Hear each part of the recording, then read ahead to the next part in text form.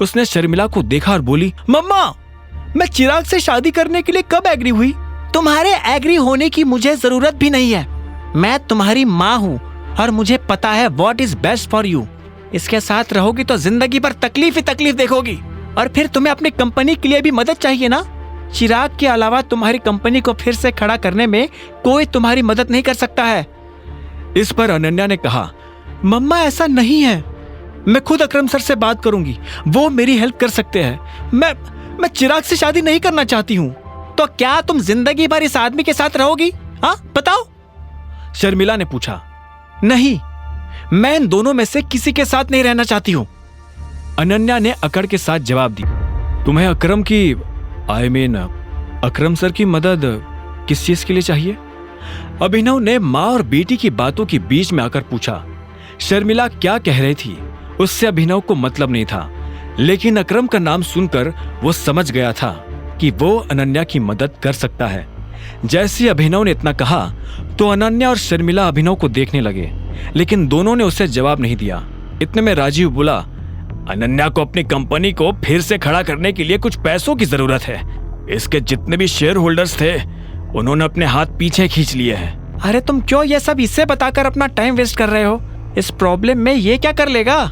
जाकर उन share holders की भी वैसे ही पिटाई करेगा जैसे उस लड़के की कर रहा था। शर्मिला ने अभिनव को और सुनाते हुए कहा और आगे बोली, तुम मेरी बेटी का पति बनकर ज्यादा दिन तक नहीं रहने वाले हो। अगर इसने चिराग से शादी नहीं की तो मैं इसके लिए उससे भी बढ़िया लड़का लेकर आऊंगी, पर यू नेवर। इतना कहकर शर्मिला अपने कमरे में चली गई। राजू ने भी फोन उठाया और अंदर चला गया। उन दोनों के जाते ही अभिनव ने गहरी सांस ली और अनन्या की तरफ देखते हुए बोला, तुम्हें कितने पैसों की जरूरत है? एके लिमिटेड के साथ पार्टनरशिप की जा सकती है, लेकिन अकरम सर कभी इस चीज के लिए राजी नहीं होंगे क्योंकि इसमें उनका कोई फायदा नहीं है, अनन्या ने ठंडे सुर में कहा। उसकी नजर में अभिनव इस दुनिया का आखिरी इंसान था जिससे वो इस बारे में बात करना चाहती हो। अभिनव ने धीरे से कहा, ठीक है, मैं तुम्हारी मदद करूंगा। अनन्या ने यह सुनते उसे ध्यान से देखा और बोली, तुमसे एक चीज शेयर करूं? I hate you. और आज जो तुम करके आए हो ना, उसके बाद तो I hate you a lot. अगर तुम ये सोच रहे हो कि ये मदद नाम का लॉलीपॉप मेरे हाथ में पकड़ाकर तुम मेरी नजर में सही साबित हो जाओगे तो तुम गलत हो। तुम अपने पैसों से एक सूट तो खरीद नहीं सकते, मेरी क्या मदद करोगे? फिर भी if you want to help me then please get out of my life right now. Ananya मेरी बात तो सुनो, अगर एक बार और मेरा नाम लिया तो मैं पुलिस बुला लूंगी। इतना कहकर अनन्या ने गुस्से में अपना फोन उठाया और अपने कमरे की तरफ बढ़ने लगी। अभिनव को समझ नहीं आ रहा था कि वो कैसे अनन्या को समझाए। उसने गहरी सांस ली और हिम्मत करके उसके पीछे जाने लगा। उसने कहा, मैं मजाक नहीं कर रहा हूं, तुम जिस प्रॉब्लम से डील कर रही हो उसमें मैं तुम्हारी मदद कर सकता हूं। यह सुनते ही अनन्या ने चिल्लाते हुए कहा, बकवास करना बंद करो अभिनव, इनफ, तुम कुछ नहीं कर सकते हो। Ananya trust me, I have a job. मैं अकरम सर की कंपनी में मैनेजर की पोस्ट पर काम कर रहा हूं, अभिनव ने आखिर में कहा। यह सुनते ही अनन्या को हंसी आ गई और वो बोली, ओह अच्छा, तो तुम्हें क्या लगता है कि तुम्हारी पोजीशन परमानेंट है? हो सकता है कि आज अकरम सर तुम्हारे ऊपर तरस खा रहे हो, लेकिन कल वो तुम्हें लात मारकर बाहर भी कर सकते हैं। तुम और तुम्हारे जैसे हजारों लोग उसके लिए कुछ भी नहीं है, समझे? इतना लताड़ने के बाद अनन्या अपने कमरे में गई और दरवाजा बंद कर दिया।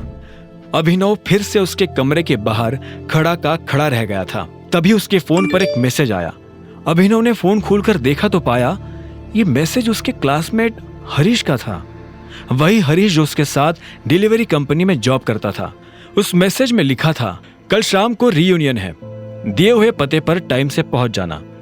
अभिनव जब कॉलेज में पढ़ता था तो सब उसकी गरीबी का मजाक उड़ाते थे। इतने में उसका फोन बज उठा। उसने देखा कि अकरम का फोन था। हेलो टाइगर, मेरी जेनी से बात हो गई थी, तुमने जो कहा है वो हो जाएगा।